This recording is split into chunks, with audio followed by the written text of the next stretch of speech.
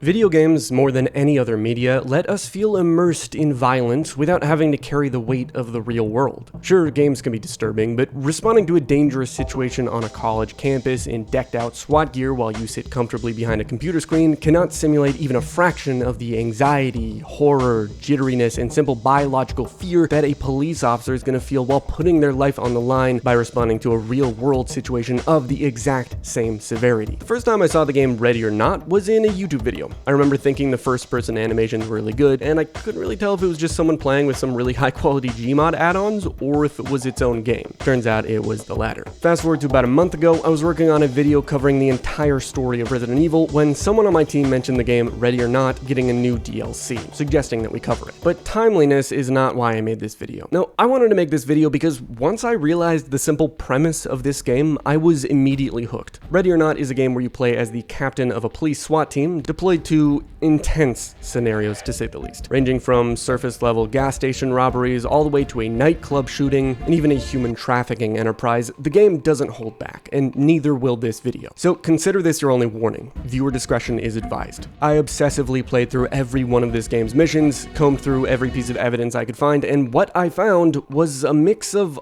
a lot of things. This video will cover it all. The good, the bad, the ugly, the AI, what the fuck, the censorship, and what many of you are probably most interested in, where the DLC has finally led us to with A New America, revealing 2 endings for the game. If you end up liking this video, pistol whip the like button, and let's get right into the full story of Ready or Not.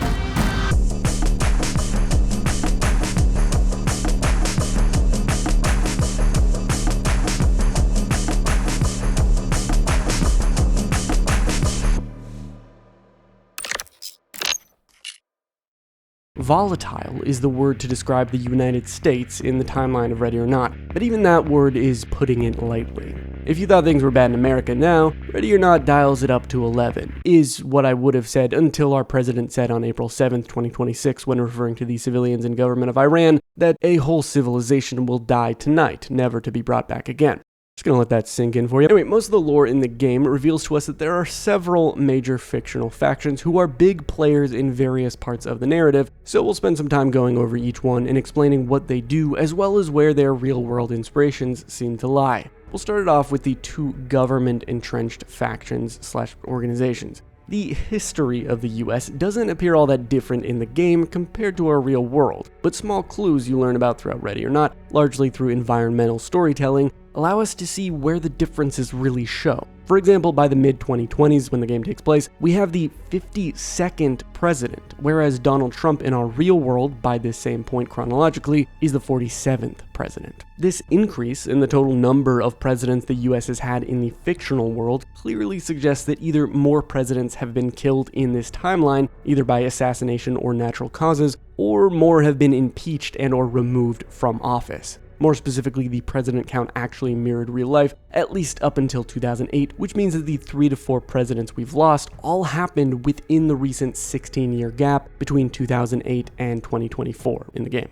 But where things differ with the government goes beyond just the deviation in the number of presidents. Our real-world versions of the Central Intelligence Agency, or CIA, as well as the Federal Bureau of Investigation, or FBI, each have their own fictional versions in Ready or Not, the USIA and FISA, respectively. The USIA stands for the United States Intelligence Agency, and FISA, or FISA, stands for the Federal Investigation and Security Agency. With those very wordy agencies out of the way, it should go without saying that they're basically identical in-game to their real-life counterparts, and yes, that includes all the absolutely dubious stuff the CIA have done across history, such as MKUltra, Project Mongoose, and Operation Paperclip, just to name a few. In Ready or Not, the USIA is no better, something which will become increasingly clear to you throughout this video. Speaking of which, one of the most important plot points referenced throughout the game involves another parallel or alternate take on real life. Enter MKUltra.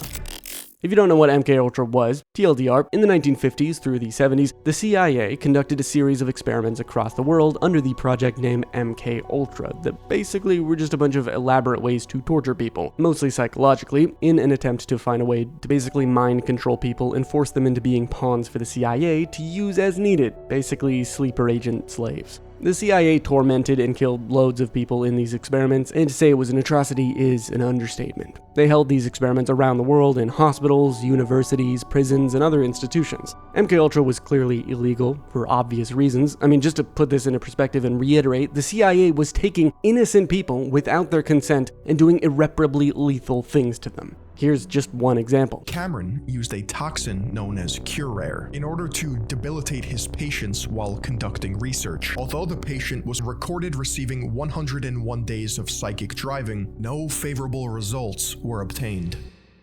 The fact that this actually happened gives me a feeling I find difficult to describe. But how does this connect back to Ready or Not? Well, MKUltra was most likely the direct inspiration for what led to the fictional Mariposa Lily organization, or MLO, that we learn about throughout the game. Just like the CIA did MKUltra, in Ready or Not, the USIA conducted experiments during something called the Mariposa Lily Project. This project sought to create subservient agents that would be unwaveringly loyal to their masters at the USIA. Of course, to do this, they used similar methods to the real MKUltra. Within the Mariposa Lily project, there were at least two groups or cohorts of subjects, the first cohort and the second cohort. We know of 3 USIA agents who were confirmed to be involved in the project: Elaine Raskin, Gerard Scott, and Agent Brody. With the first cohort, the test participants were turned into what Agent Brody simply referred to as monsters in a brief transcript from a piece of classified evidence from the USIA. It was 1990. 3 members of the first cohort attacked a hydroelectric dam that supplied power to a Californian city called Los Suenos. They did this for fun, I guess? They were pretty deranged from the experimentation and seemed to just want to destroy the whole system. But they didn't get super far in their attempts, as 2 of the members were arrested, with the third getting away and never being found. That brings us to the second cohort. Think of the first cohort as the guinea pigs for the Mariposa project, with the second cohort being the real deal. An unknown number of human subjects, likely at least in the hundreds, were twisted and forever changed by the project. But the USIA didn't seem to anticipate what would happen next. After the dam attack from the first cohort, and the USIA seemingly shutting down the project, the subjects detached from the USIA and formed their own group, the Mariposa Lily organization, or like I said, the MLO. Some of these MLO members seem to have infiltrated various government positions based on the later events of the game, including members of the MLO literally calling LSPD dispatch from government phone lines. They are a formidable, dangerous organization that would go on to pull many of the strings that you, as the player, have to untangle in the game. But what does the MLO really want? Based on all the evidence, including the 30 minutes worth of voice lines from the MLO soldiers in game, which is a lot, holy shit, we can conclude that the MLO simply want one thing: a complete revolution of society. Their goal is to overthrow the government, and they use especially religious language when talking about their vision, almost as if their actions will lead to some kind of great rapture or fragmenting of people to then be reborn through the silence. Real peace requires great sacrifice, and to them, great sacrifice is simple. Sanctify the breach, cleanse the pattern. It's already begun. The cleansing fire waits. Silence is purity. As you can see, these MLO members are dedicated to their mission, so whatever the USIA did to them was clearly a far more effective and obviously fictional process of brainwashing than whatever torture our real-life CIA did to the countless victims of MKUltra and beyond. While at first I felt concerned that Ready or Not was glorifying or even romanticizing MKUltra, at the end of the day I've come to realize that they're just proposing a what-if scenario for if the experiments led to this kind of strange, near-unbreaking will in its subjects. Though what caused the MLO members to seek revolution and destroy those who made them this way is unknown. At the end of the day, the MLO's motives are still a mystery to us, and up until the recent Boiling Point DLC released in March this year, we knew even less than we do now. But I'm not just talking about the MLO because they're interesting. This group was behind the actions of several other gangs and organizations as they manipulated and used them like they were pawns. The MLO orchestrated huge movements through the game, which you're caught right in the middle of while playing as the Los Suenos SWAT leader, David Judge Beaumont. But who is this guy, really? And does he actually matter in the grand scheme of things? Yes, he does. You are literally the most important character in the story. I just want to let you know that if you like this video and you want to see more deep dives into your favorite video game lore, the best thing you can do is to crush the like button if you haven't already. It really helps more people to see this video. After you've clicked the like button, you can join our Discord below to suggest topics for our next videos. Just wanted to let you guys know. Thanks. Judge was born in the Midwest United States to a low to middle income family. When he was of age, Judge served in the global war on terrorism and was deployed multiple times, most likely in the Iraq War. At some point, presumably throughout or after returning from deployment, Judge got married to a woman named Elizabeth and had 3 kids with her, the kids being named Zoe, Maddie, and Aubrey. After the military, Judge joined the Chicago Police Department and was a member of their SWAT team. In 2017, this team responded to a mass casualty event referred to as the 2017 Chicago nightclub catastrophe, leading to the death of his entire team. Left wounded and as the sole survivor with severe PTSD, Judge needed time to recover. It was during this point in his life that his wife Elizabeth mentioned that Nevada would help him find himself. It's about all we know, because then Elizabeth suddenly disappeared without a trace, which for some reason Judge took as her abandoning him. What happened to the kids isn't mentioned, but seemingly they disappeared with her since we see Judge's apartment in the game and there are definitely no kids present. With no other real choices, Judge decides to take Elizabeth's advice and move to Nevada, the city of Reno specifically. This was where he joined the Reno Police Department. His time there is largely a mystery, as Judge even comments that he barely remembers any of it. What makes his time in Reno especially strange is that if you look into his file, you'll notice it says that even mentioning things from his time there will cause Judge to have a reaction where otherwise he's largely non-expressive. Given what we know about the Mariposa Lily project, and what we learn later on about Judge's connection to it, it's highly likely that the man was experimented on during his time at Reno. Judge also makes mention of a mysterious friend he had within the RPD named Evan, who promised to never lead Judge astray. Judge mentions that he doesn't recall how he met Evan, and that Evan was always vague. Based on the audio conversation in the brief of a later mission, there's a USIA informant that is most likely Evan, since he mentions that him and Judge go way back, and he knows he can trust Judge. This evidence, combined with the transcript we mentioned a little earlier, which is signed E, likely Evan, suggests one thing. Evan is Agent Brody, and he had something to do with the Mariposa Lily project, as well as Judge's involvement in it. After Judge's time with the RPD, he transferred to the Los Suenos Police Department in California, where he rapidly rose through the ranks to become the leader of the LSPD D platoon. But why was Judge transferred to Los Suenos specifically? Well, I might just have the answer, and it has everything to do with the city itself, so let's examine that real quick. Before the city's founding, one particular family was responsible for the development that would take place in the region. This family was known as the Cordovas. We go back all the way to 1774. As a Spanish naval officer, Don Alonso Cordova had been sent from the south all the way into California and was given his own rather sizable chunk of land for his family to own. The Cordovas built their own estate and basically made a whole ass settlement for trading and military purposes. Not long after, in 1781, 7 years after he arrived, the city of Los Suenos was founded. As far as appearance and geographical familiarity goes, the fictional city of Los Suenos is basically a mashup of the real-life Los Angeles, San Diego, and other major Californian cities. It's not necessarily trying to be identical to one in particular as compared to Los Santos from GTA 5, which is directly inspired by LA. In the subsequent decades and centuries after the Cordovas helped to establish Los Suenos, it didn't take long before their power and wealth would become a threat to the people. You see, the future generations of the Cordovas came to hold positions in both state and federal government as judges, senators, and other politicians. And by the time of the last descendant, known as Victor Cordova III, the family lineage ended in a pretty crazy series of events. Basically, Victor was the last heir and he abused his power heavily. He was a playboy that did a bunch of illegal shit, and eventually he got himself killed, his body later being discovered by feds in Colombia. By 1993 and beyond, the Cordovas were basically irrelevant to the general public, but their legacy lived on forever in the roots of Los Suenos. The reason I bring up their history is because the Cordovas represent the sheer weight of power and those who hold it, not just individually, but through family lineage. That first Cordova naval officer had immense wealth and power through being a land baron, and over the next centuries, the family maintained their influence simply because of that lineage. It's that same lineage that led to huge illegal operations getting the funding and support from the later very corrupt Cordovas, which leads us into why Los Suenos became a crime hub. The Cordovas and their gradual corruption is symbolic of the gradual corruption we see in-game of the city of which they were the foundation. And this high amount of volatility and crime is precisely why whoever was pulling the strings with Judge wanted to place him there. Judge was going to be tested. And a test is exactly what you get in every single mission. So, we should probably talk about the missions. Now, in case you zoned out for a little bit there, allow me to recap everything we've gone over so far as a little TLDR. The world of Ready or Not is like a very similar but alternate fictional reality to our own world. The game follows David Judge Beaumont after he was transferred to the Los Suenos PD, which is basically just a fictional Californian city with a history of gradual corruption.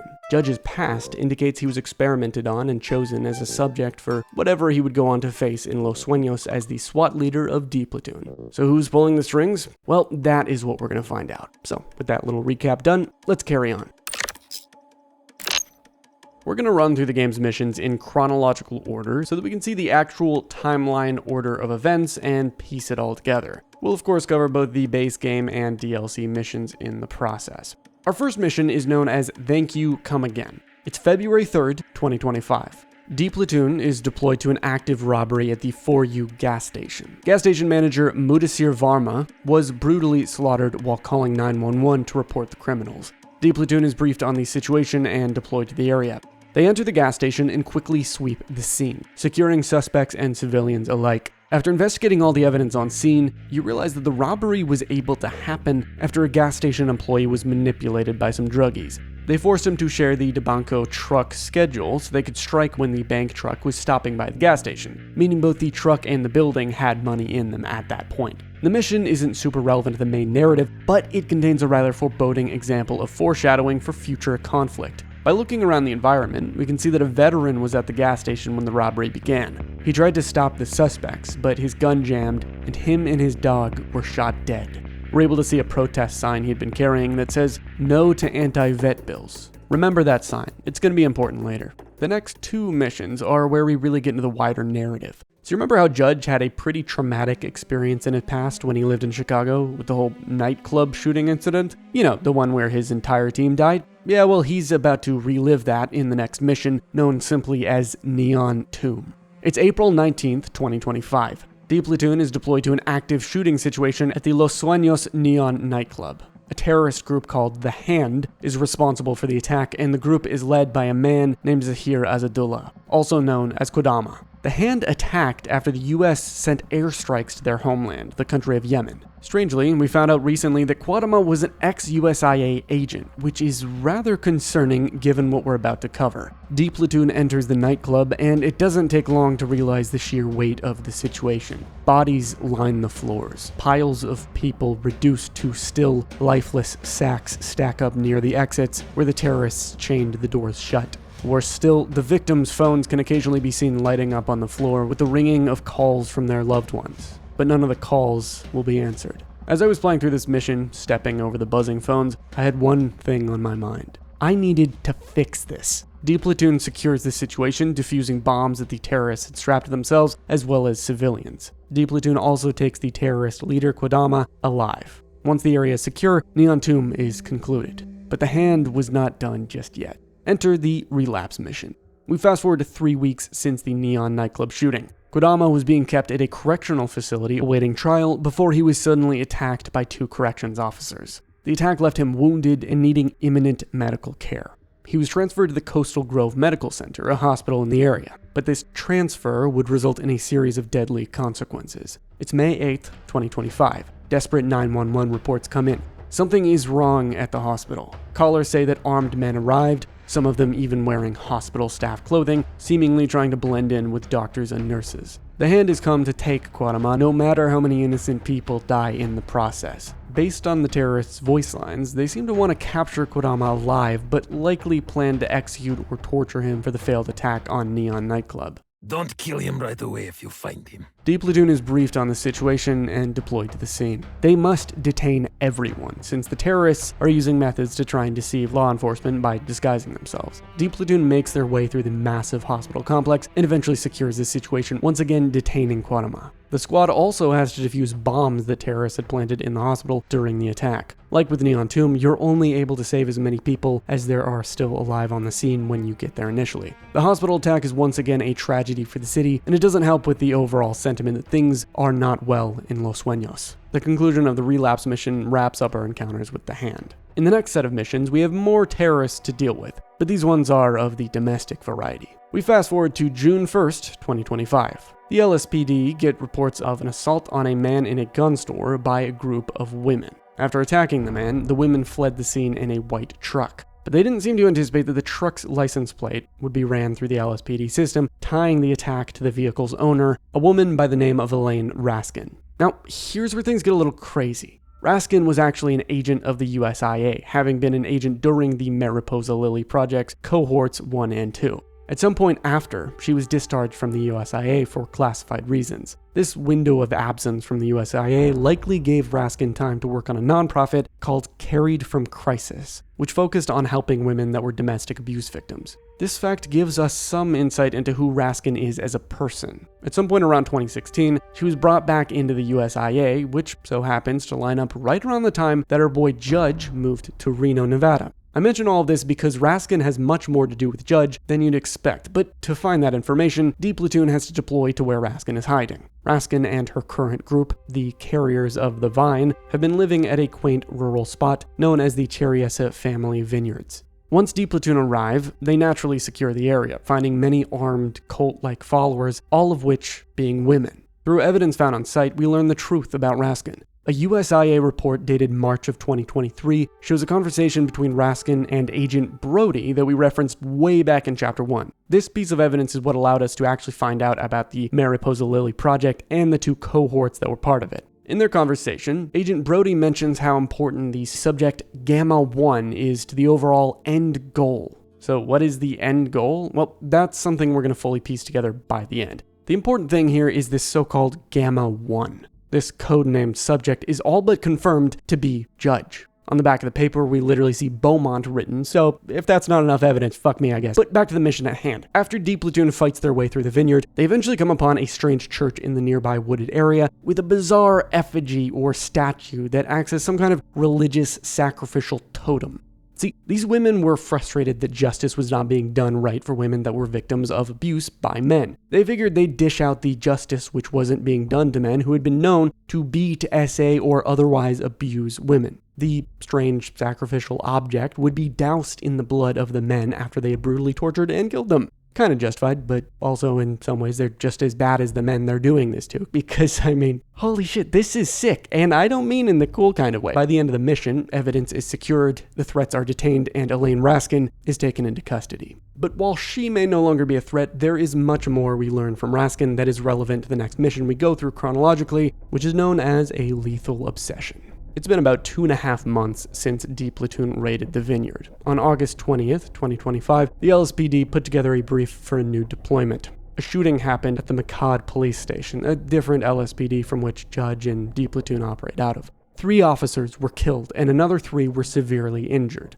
The person who did it was yet another ex-USIA operative, a man named Gerard Scott. But even compared to Elaine Raskin, this guy is a full-blown off-the-rails psycho. The LSPD was able to trace his whereabouts thanks to a random civilian who happened to catch the license plate of Scott's RV, which he fled in after the shooting. LSPD discovered Gerard owned a compound in the nearby mountains known as Sullivan's Slope. D Platoon is informed to be ready to face heavy resistance, and they're promptly deployed. The strange forest compound is riddled with tripwires rigged to explosives. D Platoon finds a few hostiles inside, including none other than Gerard Scott himself, dressed in some schizo camo gear, which really sells the whole living in the woods for several years deal. Searching the compound, it becomes apparent that this guy wasn't just unwell. He was actually cooking. He was onto something. Scott was keeping tabs on the LSPD like a hawk, and he was specifically interested in you, Judge. In one of the pieces of evidence, we can see his obsession with the Judge, this photograph drawing arrows pointing towards you, where he writes, "part of the cycle."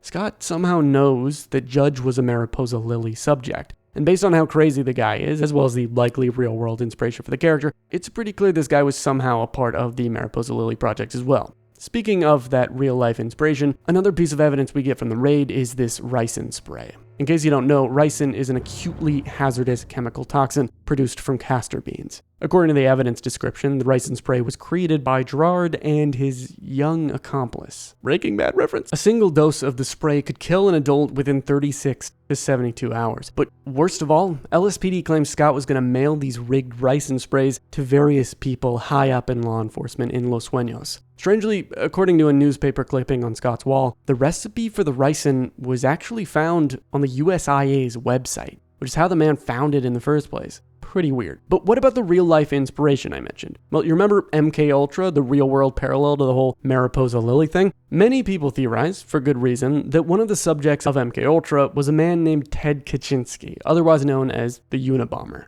This guy had some pretty based ideas about the Industrial Revolution, but thought that the solution was to send bombs to a bunch of people in power, including government officials, which might just be how the whole idea for Gerard Scott as a character was formed. As it turns out, the references to Breaking Bad, like the ricin spray and Scott having a younger accomplice, are just the tip of the iceberg, because there's a couple more familiar sites in the next mission, Twisted Nerve. I guess by this point, despite us, the players, seeing the insane amount of evidence towards Judge being a fucking USIA plant, whether he's aware or not, the LSPD doesn't really give a shit. The date is September 29th, 2025, and it's been about a month since the raid on Gerard Scott. LSPD were alerted to a potential meth cook site, with 2 houses and a secret area dug out in the back, according to their informant. Storming the location at night, D Platoon finds the 2 houses, one of which being covered in a huge tarp. This house was being fumigated for pests when it was abandoned because the family who owned it just so happened to die in a robbery. The fumigated house feels like a Breaking Bad reference, and you could also point to the unconscious kid found on the level as having originally been a reference to Breaking Bad, since in earlier builds of the game, the child was violently convulsing, which happens to a, granted very much adult, character at one point in Breaking Bad. The disturbing scene was later censored, and in the latest version of the game, the kid's just sleeping. If you're scratching your head at that, wondering why they'd censor such a minor yet disturbing detail, don't worry, we're going to talk all about that later in the video. After clearing the 2 houses, as well as the bizarre dugout tunnels in the backyard, D Platoon finds evidence linking the meth product itself, as well as one of the meth cooks, to an infamous group. This organization is known as Los Locos del Pacificos, which basically translates to the Madmen of the Pacific. They're going to come in soon enough. But with suspects and civilians detained, evidence seized, and the area swept, we conclude Twisted Nerve. Now, the mission which comes after Twisted Nerve chronologically, Stolen Valor, is actually the only one I'm going to skip over here for the video because it contains very little relevance to the story. TLDR, basically in the same area as Twisted Nerve, an LSPD cop was kidnapped by this weird guy that's obsessed with the military, but who isn't actually a veteran, hence the name Stolen Valor. I just thought I'd mention it at the very least in case some of you were wondering why I didn't really go over it. But with that said, let's move on to our next critical mission, one which might just hit a little close to home for some of you. The United States has a federal government branch called the Department of Veteran Affairs, which is responsible for at least partially helping to take care of those who put their lives at risk for the country. It's associated with veterans' benefits, helping with medical care, especially for those who got injured or otherwise handicapped while serving the country. Although VA benefits tend to be pretty steady in the United States, since general public reception to cutting down benefits is usually very negative, Ready or Not's universe makes it clear where the alternate history version of the US government has its priorities. Veterans just don't seem to matter much to this version of the country, which is evidenced by the actions of the fictional Senator Cornelius Fremont. During his campaign, the Californian senator and presidential candidate proposed a controversial bill that would cut federal funding to VA hospitals. Veterans were not happy about this bill, on top of already mounting dissatisfaction with the benefits they did have. But some disgruntled veterans saw an opportunity to do something about said dissatisfaction with an upcoming event. Senator Fremont held a rally on October 1st, 2025, promoting the bill in his bid for the presidency.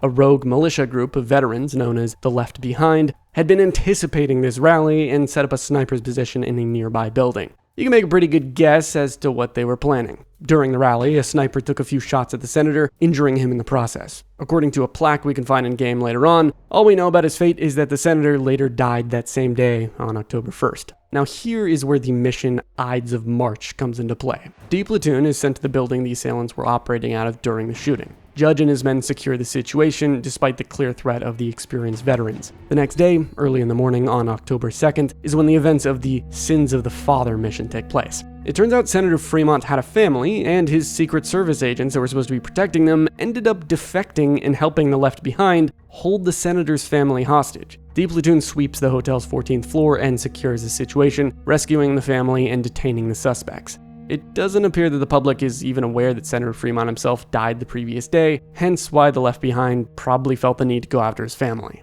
Clearly, the already volatile Los Suenos is being exposed to an increasing number of dangerous groups of individuals, the Left Behind being the latest we've gone over so far. It's important to recognize and understand these different groups since they are pivotal to the wider narrative while being used as pawns in a much larger scheme. Allow me to recap these groups so far just in case I've been moving too fast. We've, of course, talked extensively about government organizations like the USIA and briefly FISA, which represent the CIA and FBI, respectively. We talked about the MLO and how they're composed of many rogue, cult-like operatives, many of whom were originally USIA agents. And speaking of which, we went over the terrorists known as the Hand, whose leader, Cuauhtémoc, was confirmed to have been an ex-USIA agent, perhaps having been influenced or involved in the Mariposa Lily projects. Other ties to the USIA led us to the Carriers of the Vine cult, led by USIA agent Elaine Raskin. That takes us to the Left Behind, a group of militant veterans who were fed up with a country that seemed to have forgotten about their sacrifices, their legacies, and their lives. Ironically, the Left Behind resorted to the very same kind of violence they sought to extinguish as soldiers at war. But with that recap, let's carry on. The next few missions we're taken to are a little simpler and focus on a group we've only mentioned once up until now. You remember the fumigated house mission and the meth being produced there that was linked to the Los Locos group? Well, just 4 days after D Platoon rescued the Fremont family from the Left Behind, LSPD got reports of shots fired at a Mexican restaurant. But the situation is a little complicated. This brings us to the Hunger Strike mission. It's October 6th, and the LSPD brief notes that rather than an active shooting situation, this is some kind of gang war conflict between two groups, the local Cardenas family and the Los Locos, who are also both associated with the cartel. While we don't know the details of their dispute, both groups are highly dangerous and will attack police on the scene, the war happening at the Cardenas-controlled Chico's Mexican restaurant. The owner of the restaurant is likely working with the Cardenas, and evidence implies it's being used as a front for money laundering. It doesn't take long for D Platoon to show up on the scene and secure the situation. Unfortunately for the LSPD, though, this wouldn't be their last deadly encounter with Los Locos. Only 9 days later, on October 15th, 2025, LSPD got evidence of a coyote stash house in the outskirts of Los Suenos,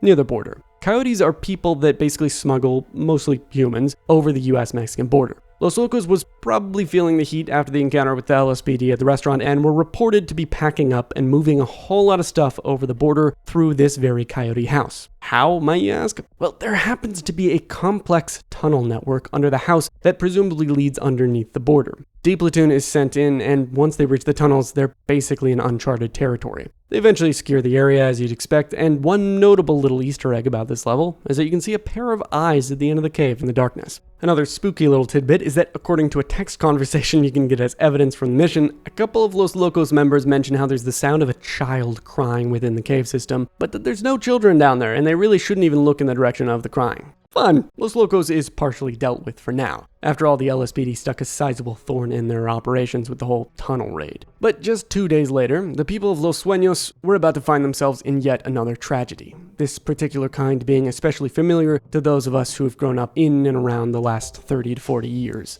Elephant was a film made in 2003 depicting a school shooting. It was inspired heavily by the Columbine High School massacre that happened in 1999, where 2 high school seniors went into a Colorado school where they shot and killed 13 kids. The 2 shitbags that did this also planted bombs in the school, but thankfully the explosives failed to go off. The movie, Elephant, depicted these same circumstances, and so too does Ready or Not, in a mission that's also named Elephant. The main difference in the game, though, is that this shooting would take place on a college campus, with 4 assailants and a varying quantity of bombs planted throughout the building that, if not defused in time, will actually go off. But let's not get ahead of ourselves. What's the situation exactly?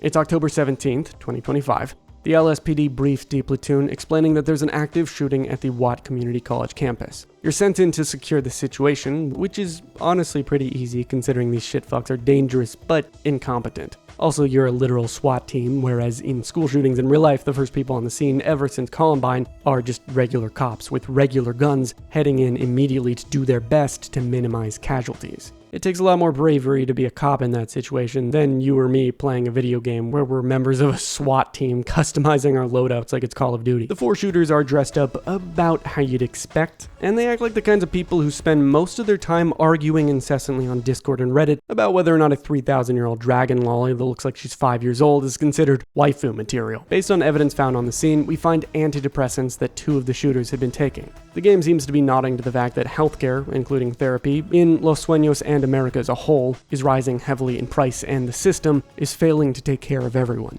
But compared to the missions that come next, Elephant is shockingly one of the least disturbing that we witness. What happens next is the start of a rather long trail leading to one of the most sick and twisted fucks I've ever seen in a video game, made worse by the fact that his real-life counterpart was somehow even more depraved. Oh yeah, we're following the trail to the video game equivalent of a man who our president would rather wipe out an entire civilization overseas for than have you thinking about. So with that said, let's rip the band-aid off. 8 missions comprise the trail that leads us to uncovering the truth behind the Spider Network. And this is where some of the darkest subject matter in the whole game can be found. It all starts with the Greased Palms mission. On October 25th, 2025, 2 LSPD detectives visited the Los Suenos Postal Service, a pretty large facility on the east side of the city. They were looking to talk to a FISA customs inspector named Jack Adams, who was being investigated by his colleagues at FISA under suspicions of corruption. As a reminder, FISA is this universe's version of the FBI. Long story short, the detectives started getting shot at on the scene after approaching Adams, and they had to retreat. One detective getting pretty injured and ending up in the hospital. A 911 call indicated some kind of gang activity on site, and D Platoon was deployed to secure the situation. I found this mission hellishly tough in-game, but once you handle it and secure the suspects and civilians, including Jack Adams, you're officially at the start of a sickening trail of evidence. So who is this Jack Adams guy? Well, based on the evidence we can gather from this mission and the next, Adams is a corrupt FISA agent who's playing both sides. He's assisting criminals in distributing weapons, using the fact that he's a FISA agent as a way to avoid suspicion. Adams is relevant because while the trail goes quiet for a few months, in December, LSPD get a 911 call from an anonymous tip, ratting out the location of some alleged weapons manufacturers. We have reason to believe that the one who either directly made this call or had someone else make the call was Jack Adams, based on this sticky note in his office back at the postal facility referencing the Tran brothers. But who are these so-called Tran brothers? Well, coordinating multiple investigations led LSPD to realize a situation with a car dealership that was being used as a front for illegal weapon parts and modifications. The Tran brothers were likely the suppliers of these weapon parts, and since the 911 call gave them an exact address, a raid was inevitable. The backstory for these guys is actually a departure from most of the criminals we've discussed so far. The 3 Tran brothers, Andy, Tom, and Vinny, had been taking care of their parents, mainly their mother, Hugh. When she was diagnosed with stage 4 lung cancer, bills for the cancer treatment at Coastal Grove Oncology reached into the hundreds of thousands, totaling over $239,000. This was when her 3 sons decided to do anything they could to cover the cost, which led them to manufacturing firearm parts. They leveraged the oldest son, Andy's, mechanical engineering skills in the process. Why Jack Adams potentially ratted them out may have something to do with the fact that he was about to get caught anyway, and, well, they were rival weapons suppliers to Los Locos, whom he is presumably allied with. Regardless, that takes us to December 3rd, 2025. Mission name, Ends of the Earth, referring to the extent to which the sons would act in order to save their mother. D Platoon is deployed to the neighborhood where the Tran family lives, and almost right away, the squad will typically run into the father, Peter, who, like his wife, wants his sons to stop the manufacturing. After all, the parents were ashamed that they allowed their sons to get to this point in the first place. D Platoon secures the situation, arresting everyone on site, including the 3 brothers, and thus stopping their activities. 5 days after the raid, on December 8th, dispatch gets a call that we later understand to have been a swatting, which, if you don't know, is basically where someone calls authorities and reports a violent situation at someone's house, only for police to arrive and find out that the situation was fabricated. Many real-life creators on platforms like YouTube and Twitch have been swatted before, and it is no joke. Innocent people can die in these scenarios. But of course, dispatch didn't know that the 911 call of a man claiming he killed his mother and that he was about to kill his brother was, in fact, a complete lie. This is how the mission 23 megabytes a second begins. D Platoon shows up to the scene, and unlike most real swattings, is actually faced with a scenario arguably worse than what was called in. Multiple armed suspects are located in the premises of the apartment complex where the main suspect, Michael Williams, the person the swatting call claimed to be, was supposed to be living. Your squad goes up against the group of armed men, with Williams nowhere in sight. Searching through various apartments, you stumble upon something unexpected. Rooms filled with racks upon racks of servers. It's some kind of server farm. At last you burst into an apartment that's filled with RGB lights and AI-generated anime catgirls. And this is where you find the real meat of the mission. Moving through the apartment, you find Williams, and you realize he's a streamer who goes by Milky Toes online. His brother and mother are fine as well, since, again, the original call that led LSPD to the location wasn't actually made by the streamer. On the surface, I originally chalked this mission up to being pretty simple, and I didn't really think much about what was going on here beyond the fact that this streamer guy looked like a complete fucking loser. But if you examine the evidence in the apartment and in forensics, you'll find something much more disturbing. A police report made in 2024 shows that Williams was accused of sexual assault of multiple women at a party. Consequences for the assault are not clear, but as Williams is clearly not in custody when the mission takes place, it's reasonable to assume he didn't spend much time in jail for the incident. Looking around the rooms he streams out of, you can find his live chat, as he was literally streaming when the raid started. You can also find an anime girl figurine and a number of DNA sources on it, according to the game's description. The most concerning bit of evidence, aside from the endless AI art slop, is what you can find on his bedside table. It's a list of children's names in one column, and a list of decoy names Williams seemed to be using while grooming various victims. Checking one of his monitors shows DMs with someone where he's sharing pictures of children, and it should be pretty clear what's going on here. Going even further than grooming, there's evidence in his drawer that suggests he has terabytes of CP on one or more of his servers within his server farm. LSPD then literally finds CP on his computer, with metadata suggesting it was at one point on the server farm equipment. After securing the situation, there's only one place the trail leads: the very manufacturer of the server equipment in question, made by a company called MindJot. We fast forward to December 15th, 2025. The sinuous trail mission has D Platoon deploying to a MindJot data center in Los Suenos after obtaining a warrant. My buddy and I swept the floor with the so-called security guarding the place, and once again found even more AI art. For whatever reason, after the streamer mission, the presence of AI art in the game really just seems to ramp up. A little weird. Anyway, evidence secured on site reveals that MindJot, as a tech company, originally had more altruistic goals before they were corrupted over time. Eventually, company servers started being used for illegal activities to facilitate prostitution, trafficking, and exploitation, according to one of the previous storage managers who resigned due to ethical concerns. LSPD acquired an especially damning piece of evidence: a suspicious storage unit with the initials AV inscribed on the side. A sticky note on the unit suggests there is 250 terabytes of encrypted images on the thing, and you're probably connecting the dots about the subjects of these images. The most important thing about the seized storage unit is metadata contained on the images inside it, giving LSPD the address to a location where some of the content was likely made: Brixley Talent Time. Not even a week later, on December 21st, 2025, is when the mission titled The Spider takes place. Judge and the gang raid this Brixley talent operation and find an unnerving situation. You've got a warrant for the arrest of George Brixley, and while searching for him, you take down many of his security guards at the location, which happens to be a building with many off-putting rooms. The whole place seems to be appealing to children in its decorations and aesthetic, but something is seriously off. There are signs labeled outside one room in particular that say, "Contract signing, mommy only." Opening the door, you find Brixley's recruiting room, where you find his desk. On this desk is a contract for parents to sign, basically giving permission to use their children for entertainment. Next to the contract lies a pack of condoms, some already taken out. Left on the desk is also two dolls placed in compromising positions. But the thing that really made me stop for a minute in disbelief was what I found on the floor. At first it looked like a sock or a piece of crumpled paper, but it was something else.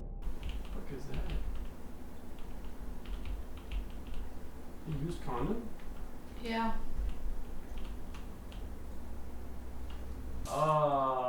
Dude, I don't fucking like this. If your first instinct when encountering this mission was to put a bullet through Brixley's dome, most people, myself included, would give you a firm pat on the back. Though you might just be beaten to the chase by Brixley himself, because, fun fact, this guy's the only character in the game who will take the easy way out if he knows he's about to get caught.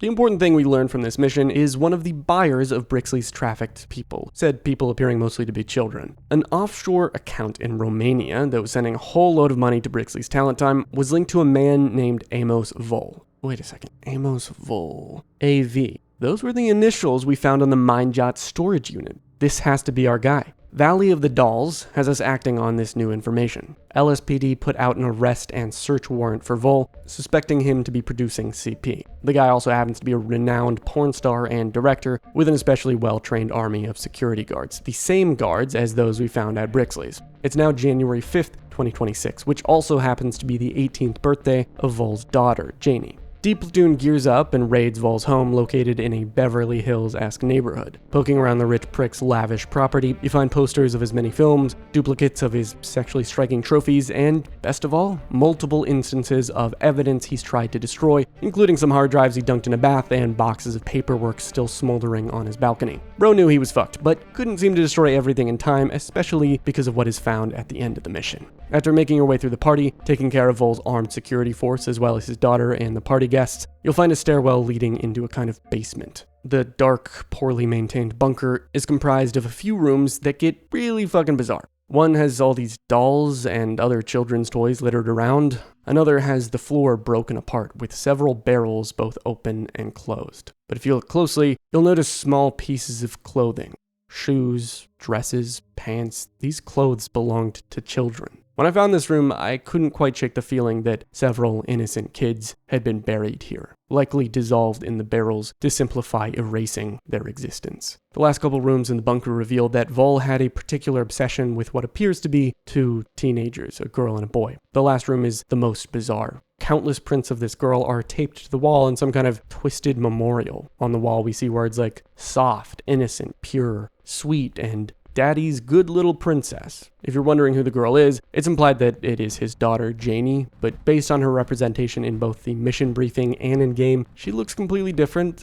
Maybe she was younger at this point? I don't know. We're going to talk more about the continuity stuff at a later point. Actually, I'm going to talk about some of that continuity stuff like right now really quick. Something I noticed while going through that basement is the pictures or photographs or whatever. They're a little uncanny beyond just the substance of what they are because they're using a metahuman with just all their clothes taken off. It's like I can replicate what they did in like literally 5 seconds, which makes this whole thing feel sloppy and out of place, basically, just to recreate the character in the game. Literally all they did was they made it blonde and they just took her clothes off. Same exact undergarments as in those like weird photographs that were like copy and pasted everywhere in the level. It's like they just grabbed a random metahuman that didn't even look like the character and then just posed it. Yeah, I just wanted to mention that. But you're probably wondering, where is Vol? Well, luckily you can find him on site and arrest him, or you can just mag dump the rodent. Now, we fast forward to February 10th, 2026, over a month after Vol's bust. While his arrest doesn't directly give us much to go on, LSPD happens to encounter a previous lead,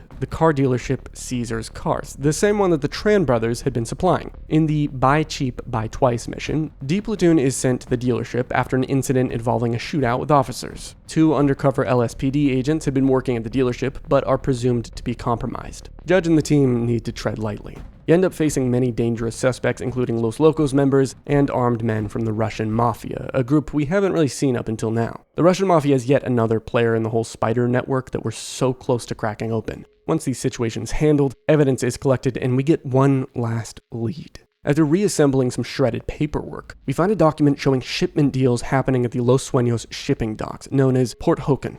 The LSPD took the next 8 days to put together a plan to deal a final blow to the operation at last. This takes us to the final mission in the base game of Ready or Not, known fittingly as Hide and Seek, February 18, 2026. Agents have been planning this since they got the info from an informant on the exact schedule for when product was being moved at the port. LSPD collaborates with federal agencies FISA and the ATF. In case you're wondering who the ATF are, it's likely a reference to the real-world US agency, the Bureau of Alcohol, Tobacco, Firearms, and Explosives. While the 3 organizations would all attack the port at once, they'd each handle different sections or terminals. LSPD would secure Terminal A, while FISA and ATF handled Terminals D and J. To make matters even more complicated, a catastrophic Cat 5 hurricane known as Antonio was set to make landfall that night. So with that information in mind, welcome to Hide and Seek, the mission which my buddy and I spent about 50 tries replaying before we could successfully get an S rank. You okay? Fuck. Oh. Yeah. Alright. Being shot through the wall. It's two. Bro, is It's 3. taking fire from inside this building? Oh, what the fuck? Rest assured though, S-ranking this mission is not necessary. While moving through the port, Judge comes upon a cargo container with living people in it. His response is abnormal, at least for him. We have a container full of women. We need 10 down here right now. Copy that. Entry team. EFTs and trailers are... This is FISA. Stand down and shut that door, entry team. We're sending a unit to secure the container and its contents. What? We're not leaving them like this. Close the doors! Unless you want to interfere with a federal investigation. We'll talk later. No, we won't be.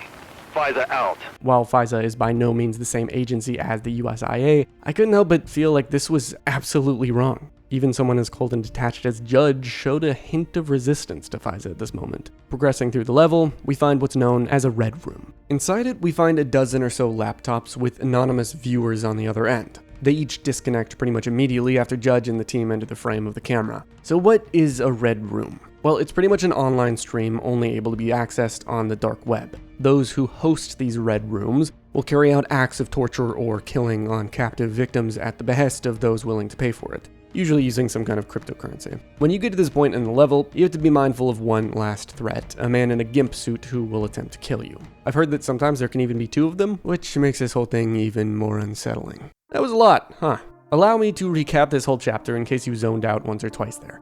After we went to the Los Locos Coyote outpost and the Watt Community College shooting, we jumped headfirst into the Spider Network. This network was composed of many key players, including Mindjot, Brixley's Talent Time, Amos Vol, the Russian Mafia, and even Los Locos. Some parties were involved directly with human trafficking, including the trafficking of children, while others were focused on smuggling and selling illegal weapons and drugs. In the midst of the raid on Port Hoken, FISA demands LSPD leave human trafficking victims untouched, implying some disturbing and potentially exploitative motives on FISA's end. After LSPD, FISA, and ATF secured the port, Hurricane Antonio swept through, past the port and the city, causing devastating infrastructure damage to the already volatile Los Suenos. Now, while this concludes the main story, we are nowhere near done with the game, because guess what? It's got 3 DLCs, and let's just say, this is where shit gets real.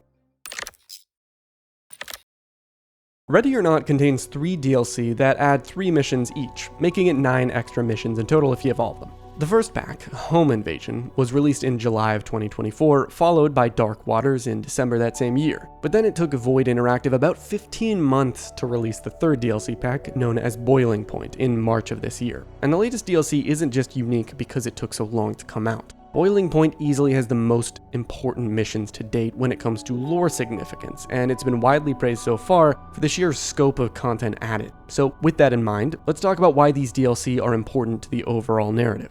After sweeping through Los Suenos the night of the port raid, Hurricane Antonio had some huge ripple effects on the city's infrastructure and, as a result, its people. The hurricane acted as a natural catastrophe that just so happened to aid in the missions of those trying to stir chaos and collapse from behind the scenes. We come face to face with the sheer damage the hurricane caused in the first chronological DLC mission, which takes place the very next day after Hide and Seek on February 19th, 2026. The mission is simply called Lawmaker. The gist of this mission is that a rich lobbyist for the oil industry named Sven Anderson Lincoln was the target of a group known as United Planet Front, or UPF. As activists for environmental protections, the UPF was initially a college campus movement, but due to new leadership, it became something more akin to an organization. One UPF group in particular, a heavily armed squad adorning UPF symbols on their clothing, decided to break into the oil lobbyist Anderson Lincoln's estate. Choosing to do this right after the hurricane seemed to be part of their strategy, as law enforcement would potentially be preoccupied.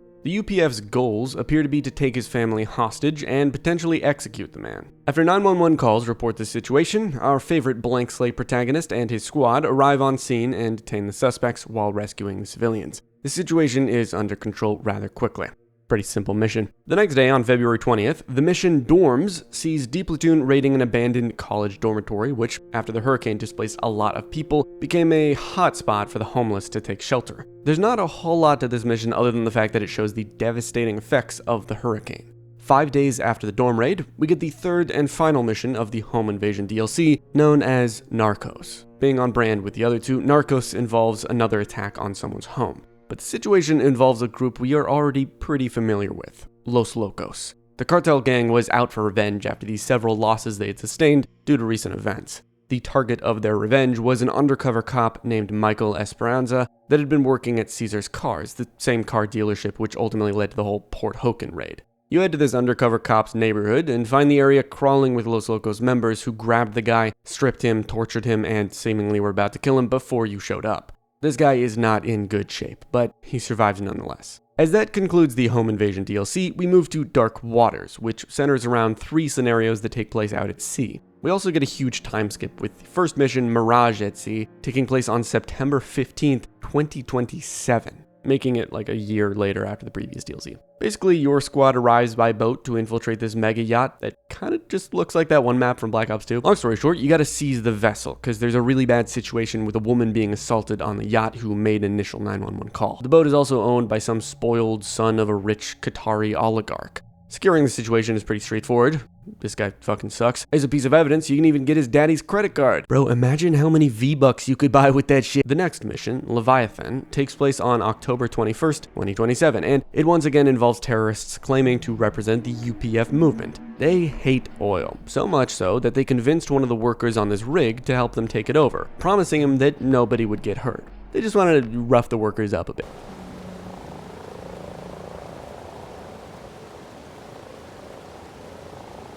I think there's someone hanging right there. If you thought that was fucked, the UPF even took the liberty to live stream their whole event with attachable cameras. And yet somehow, kick streamers are still worse. After D Platoon secures the situation, the UPF are never heard of again, though it wouldn't surprise me if we see them in a future DLC down the road. The last mission in Dark Waters is known as 3-letter Triad, and this one, folks, is a big deal. This has clusterfuck written all over it. Basically, this is the situation. An unidentified USIA agent, likely to be Agent Brody, personally requested to Judge that the LSPD help him with intercepting a major deal going on between 2 criminal organizations we've not yet learned about. On one hand, you've got the Los Navegantes del Caos, which is a group of pirates that operate up and down the Pacific coast. The group they're making the so-called high-value trade with is known as Black Sentinel. This rogue militia group is made up of a shit ton of ex-military, highly trained individuals, including some ex-USIA agents. Lastly, the deal is set to go down on November 5th, 2027, at an island off the coast of Los Suenos known as the Elysian Hotel, which was basically just made for mega rich people but was abandoned before its completion. If you're wondering why the fuck the LSPD SWAT team is going out of this place that arguably should not even be in their jurisdiction, well, I'm right there with you. It seems like the anonymous Agent Brody just wanted Judge to handle this for some unknown reason, potentially because Bro just didn't want to extend existing USIA assets to handle it themselves. Judge and squad head to the place and all shit breaks loose. There are a lot of guys here. Oh, no. Dude, my flashbang grenades not hit that? After securing the place, you find out what the trade was supposed to be. The pirates, Los Navegantes, were trading a captive scientist named Dr. Anthony Schwartz, who was ex-USIA, in exchange for some kind of bioweapon provided by Black Sentinel. After forensics examined the bioweapon serum on site, it was revealed to be basically a total fake, with the evidence literally saying it is of no harm or use. So why did Black Sentinel have a fake? I mean, did they even know? Potentially, no, they didn't know, and here's why. If you blow up this one partially crumbled section of a wall in the hotel, you find a room adorned with Mariposa lilies, as well as the MLO logo splotched right there on the wall. This suggests that the MLO was pulling the strings behind this deal and potentially were the ones to provide the fake bioweapon to Black Sentinel. But the MLO were also using Los Navegantes, though it wouldn't be clear how exactly until the final DLC, Boiling Point. Before we can really jump right into the first mission, you gotta understand the state of Los Suenos by the point we jump into, which is about a 1-year time gap between 3-letter Triad and Boiling Point's first mission, No Good Deed, which is set in the fall of 2028. The people of Los Suenos are not happy with the state of things in their city. Crime is rampant, which should be clear by now as illustrated by the sheer severity and quantity of the scenarios LSPD have been dealing with in the past 3 years of the game's timeline. For a single city, this amount of crime is not exactly the norm when compared to real life. I mean, shit, man, we've gone over a huge human trafficking ring, several freak hostage situations, multiple mass shootings, and by now, if you haven't connected the dots, these events are no accident. It should be clear to you that one organization above the rest has been pulling the strings, influencing or outright controlling multiple key players. And that group is none other than the MLO, which Boiling Point puts on full display. So where does that place us with No Good Deed? Well, on September 3rd, 2028, multiple government officials banded together for the Blackwood Pier event, a charity fundraiser being led by a woman named Lucia Torres. Since she was a kid, Torres had a long-standing reputation of helping with charity organizations and volunteering much of her time to help those in need. To help with promotion, the latest charity peer event was endorsed by the Los Suenos mayor, Vincent Echeverria, and the in-universe Californian governor, Andrew Whitfield. All three of these figures, including Miss Torres, can be seen AI-generated right here by the developers for your viewing pleasure. Isn't that just so great? This whole peer event thing sounds so wholesome and nice, which is exactly why when Los Navegantes members disguised as police officers swarmed the place with absolutely no prior warning, proceeding to dispense highly toxic and lethal gas while mowing down crowds of innocent people, I was a little taken aback. This mission fucked me up.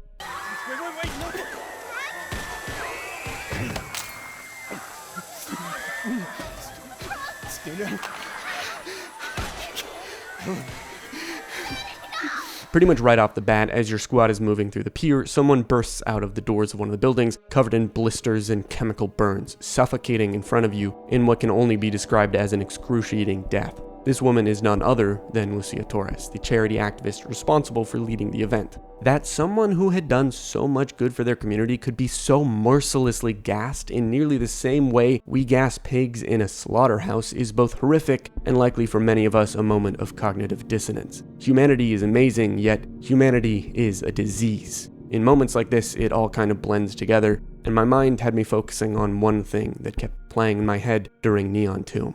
Fix this now.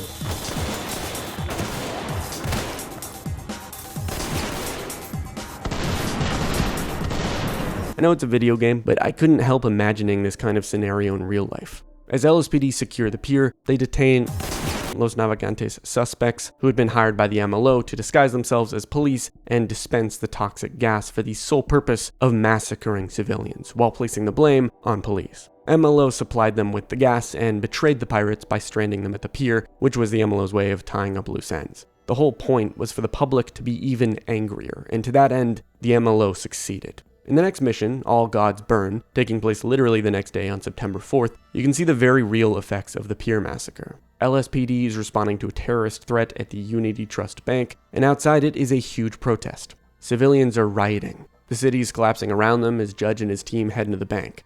Black Sentinels were hired by the MLO to cause a scene in the bank, planting multiple explosives as well as more cases of the gas bioweapon used at the pier. Their plan was to blow up the bank and have the bioweapon enter the water supply beneath it. Dude, these are like actual supervillains, what the fuck? Securing the situation, you're able to find a rather important secret in the level by activating a series of interactables between keycards and computers in the employee's office space, which ultimately opens up the bank vault. Inside, you find the COO of Unity Trust Bank, Dominic Vale. He's tied to a chair and deceased. But after you walk in, you can see this phone that's jammed in his mouth, which appears to be getting a call. The call is for Judge. This is what happens when you answer said call. Curiosity always gets the better of you, David. What was on that drive? It was automated. I didn't do anything. But it was your initiative, once again fulfilling everything we hoped for you. You'll see for yourself soon enough. The MLO want Judge, and likely so does the USIA. If by now you're wondering what the actual fuck is going on, don't worry, it's all gonna make sense soon as we get into the final mission in Ready or Not, A New America. Los Suenos' City Hall, formerly known as the Cordova Building, is where our last mission takes place, and the situation is complex. While rioters and protests flood the streets of the city, multiple key officials, including Judge Harriet Quintez, as well as Mayor Echeverria, are stuck in the building after multiple heavily armed MLO members took control of multiple floors. Civilians and city government officials are trapped, potentially being held hostage. While the LSPD dispatch is flooded with 911 calls, one call in particular is different from the rest, coming from an official federal source line. A mysterious voice tells the 911 operator that the Cordova building is rigged with explosives and that the LSPD must send him to the building to prove his worth. By him, it's pretty clear that the MLO is referring to Judge. LSPD locks the recording, sending it to Detective Sidney Reed, who has been actually working behind the scenes this whole time, providing rather incredible intel to the rest of the police station. She's pretty much come to the same conclusion that we as the viewers have by this point. MLO is pulling the strings, and Judge has something to do with it, whether he's aware or not. Judge and the gang are deployed potentially for the last time as their fates await them in the Cordova building. So what happens next? Well, before we get into that, let's just recap real quick. The DLCs in this game are a little controversial, mostly just the first two, which is reflected by their Steam reviews. Home Invasion has little to do with the overall narrative, and Dark Waters is only really relevant in the Elysian Hotel mission, which ended up being the setup for Boiling Point, which is where shit really hits the fan and the city falls into complete disarray. Widely recognized and even beloved public figures like Lucia Torres are killed, and the lives of people like Judge Quintes as well as the Mayor Echeverria are being threatened in the Cordova building. Wow, that was a short recap. Anyway, once we're actually in the Cordova building in A New America, we're pretty much at the end. You clear out a bunch of insanely tough enemies, MLO cultists who say some unhinged shit, and you then face a triggerman who, depending on how you deal with him and his detonator, decides whether you get the good ending or the bad ending. But before we can really go over what exactly these endings are and what they mean for the future of Ready or Not, we first need to address the elephant in the room that I couldn't ignore while making this video. I need to talk about censorship, some controversies, and ultimately the heavy use of AI in the game's art.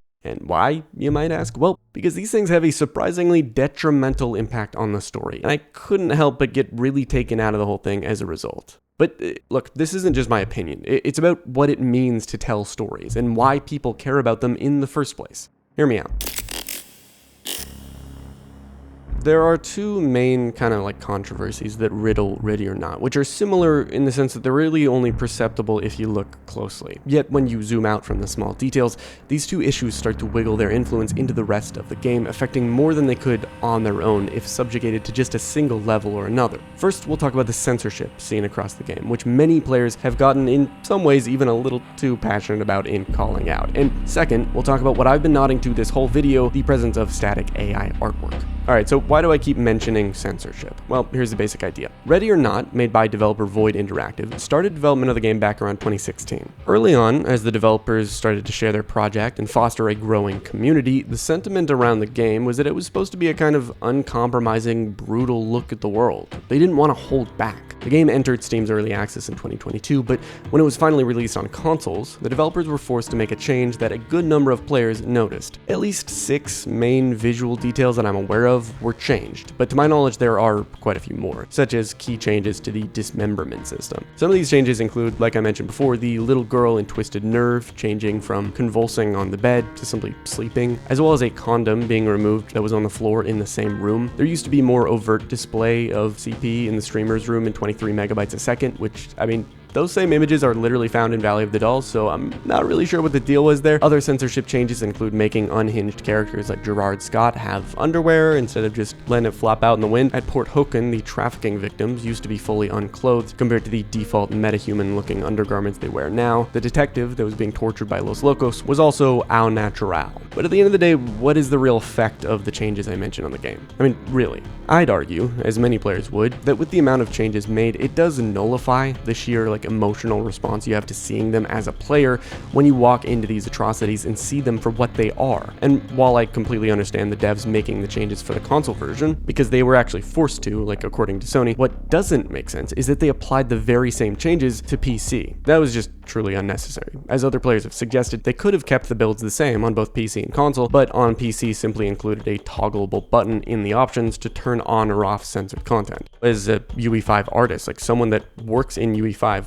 all the time, I'm animating and stuff with it, it's really not that hard to just hide or toggle on and off the material or otherwise swap textures and stuff with a setting like that. So it's just a little strange. The devs though seem to think this was just too hard of a task. Either way, I'm not as up in arms about the censorship as some other players, which brings me to the other aspect to censorship in games that I think we need to take seriously. I was scrolling through the comments of a mod that someone made and uploaded on mod.io that adds back in some of the content that I just mentioned being removed from the PC version when the whole console launch happened. I read this one comment from someone that wrote, "Is there any chance you could make it possible for the overdosing kid to be shot like she was before the update?" Having to worry about that added another level of stress when it came to both trigger and muscle discipline. The mod creator simply replied with no. If that comment had you scratching your head with a mix of concern and horror, I wouldn't blame you. And it's that comment exactly that got me thinking, to what degree does Ready or Not foster a community of sick, like really sick people. And I'm not talking pneumonia here. I'm talking the people on the other ends of those laptops in the red room kind of sick people. Sorry to call you out, Miss Joshua, but your comment really made me start to think that maybe the censorship wasn't all that bad, or at the very least shouldn't matter as much to a normal person. I see posts upon posts arguing about the censorship, people claiming that they are disgusted by it, which is like, hey man, I get it. I genuinely, it takes away from the game's visceral, uncompromising realism, and the devs should be called out for that. But at the same time, like, are you okay? How many of these people just want to like shoot kids or just like no clip into the malnourished trafficking victims? Like, you gotta wonder. But while everyone was talking about the censorship, what I didn't see much discussion of on Steam forums and overall in mainstream media was mention of the crazy amount of AI slop in the game, which is why I felt it's necessary to talk about it, and not just from a black and white perspective. This is bad for reasons beyond just, oh, it's AI. It's about the lore. There's not a single game that I've played which contains as much AI-generated art as I've found in Ready or Not.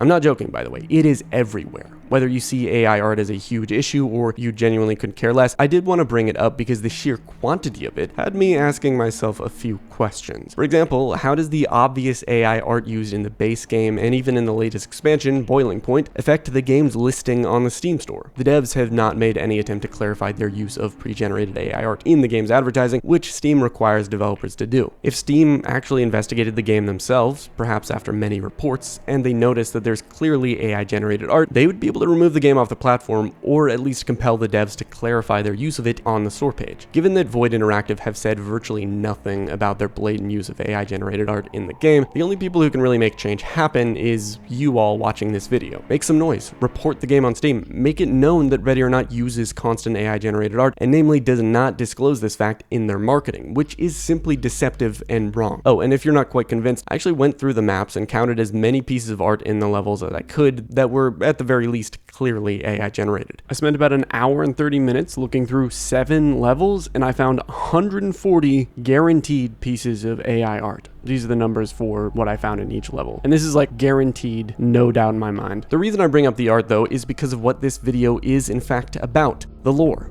If I've just entered a room in the game that's giving us, the player, legit history about the main city in the game, Los Suenos, and then every single piece of art I see that's supposed to depict these descendants of a royal, wealthy, and eventually corrupt family were clearly not made by a human, am I supposed to deep-throat this game's narrative while being painfully aware that the very visuals being used to depict it are made by a black box machine that's been fed incomprehensible amounts of real human art to squeeze out an image that represents the average of all of humanity's artists? I mean, shit, man, can we even be confident the story itself, the text in this very historical display room, isn't itself AI generated? I rarely see these kinds of walls of text in games that I'm covering for their lore, and that should mean a lot to you because by covering lore in games, that means I'm already going to be looking over a lot of text. So, Alec, I want you to look at all the images in this room.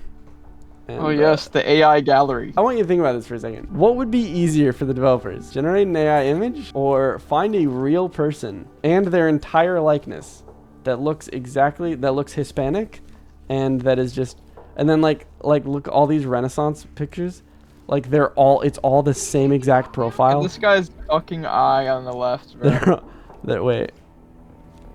The summary right here that basically gives a simplified version of the several blips to its left seems like it could have easily been generated by an LLM. As a writer myself and an artist, even the shit one that I am, at the very least, I make stuff. And as someone who makes stuff, it just feels fucking wrong to generate AI art wasting the incredible amounts of water and RAM it does just to go and plop it in your game and its DLCs that you're selling for actual money without disclosing what you're doing. The story of Ready or Not is genuinely interesting, at least I think so, and maybe you agree? Yet when I started learning more about the AI art in the game, going through the levels and seeing for myself, it really kind of tarnished the story for me a little bit. It feels like the devs cared about the story and the art of the game in the earlier years, but as soon as 2023 struck, they just started rapid fire pushing slop into their game as if it would be a good substitute for real human-made art. And this laziness aligns perfectly even with the details in the game that aren't AI generated. One example being various dates in the Valley of the Dolls mission. While I was poking around at things just to try and gather more evidence, I noticed that on Amos Vol's computer, it says the year is 2016 in the bottom right. Then on his daughter Janie's calendar found in her room,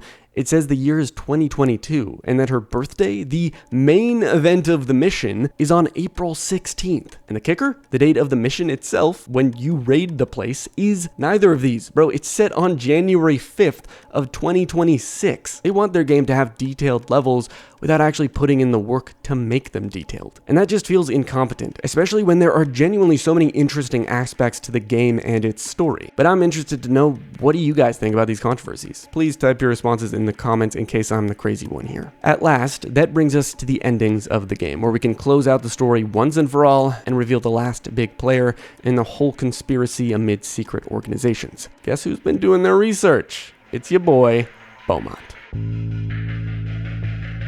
We need to rewind a sec back to A New America, where Judge and gang go into the Cordova City Hall building. We know the purpose of all this. The MLO are testing Judge to see if he can successfully stop their little terror party. While moving through the mission, you can find the bodies of two very important city officials, the mayor and the judge. Additionally, on TV in one of the rooms, you can listen to a news broadcast that the Californian governor got car bombed. So they be killing everybody off. But the main threat here in the building at this point is the guy with the detonator. He's looking real dripped out in MLO merch, and here's where we can get one of two endings. If you successfully turn on this bomb signal jammer, and then you restrain the guy and disarm his bomb vest, while S-ranking the mission, mind you, then you get the good ending. The ending isn't so much a cutscene as much as it is a little exploring session of Judge's apartment. In it, we can see that bro was cooking, just like us, trying to connect the dots and figure out what the fuck is going on. Based on his evidence, we can get confirmation on a few things. Agent Brody is sussy. Judge does not think he's trustworthy. Also, Judge spends his free time cleaning his guns and basically just existing,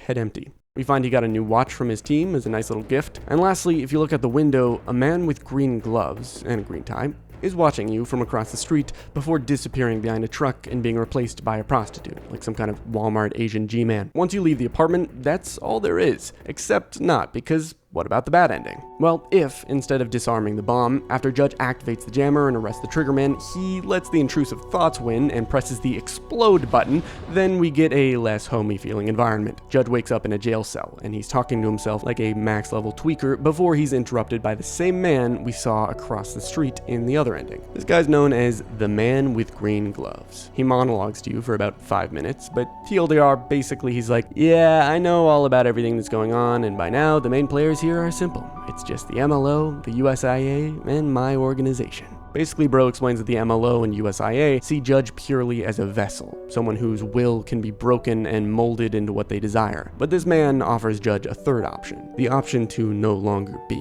which kind of just sounds like dying. But no, in reality, this guy probably just wants to recruit you into his organization, which we have good reason to believe is known as the Green Dragon Society. Really awesome creator named Shane No One Cares explained it best in his video. Because what this tells me is the Green Dragon Society, it's basically the Illuminati. Like, let's be honest, it's the Illuminati. The trail of lore and conspiracy mostly ends here with Mr. Green Gloves Man. But it begs the question, where are the devs going to go with the story from here? Judge is a blank slate protagonist that surprisingly has more personality than I'd expect, especially given the circumstances that, dude, he's like super brainwashed and way too good at following orders to a scary degree, something Detective Sidney Reed even acknowledges in their reports, funny enough. But the player, the one controlling Judge, is arguably not too dissimilar from the man, given how much the player base just kind of consumes the content of the game and carries on obsessing over it despite its many flaws, much like Judge's disconnect from the LSPD and the duties he has in his work. But unlike the player, Judge actually gets paid doing this. Ready or Not has gone through a few controversies, some more serious than others. Where they go from here is something we can only really speculate about. But this game really opened my eyes to the genuine struggles that police go through in the most extreme scenarios. And as a result, I can better appreciate the work the police do. Don't get me wrong, abuses of power still happen. But like many things in our world, the police are not black and white. If you enjoyed this video, subscribe right now so you can check out more of our stuff. And please let me know in the comments below what you thought of this video. I wanted to put a lot of extra work into making sure I was accurate on lore details here because this game is surprisingly detailed. Sometimes. To everyone who is a patron or YouTube member, thank you so much for your support. Last, I just want to say there are a lot of police that genuinely make their local communities a better place. And to you cops out there who are incredible leaders, responsible humans, and respectable men and women, if you're watching, I applaud you and wish that government agencies would learn something from your sacrifices.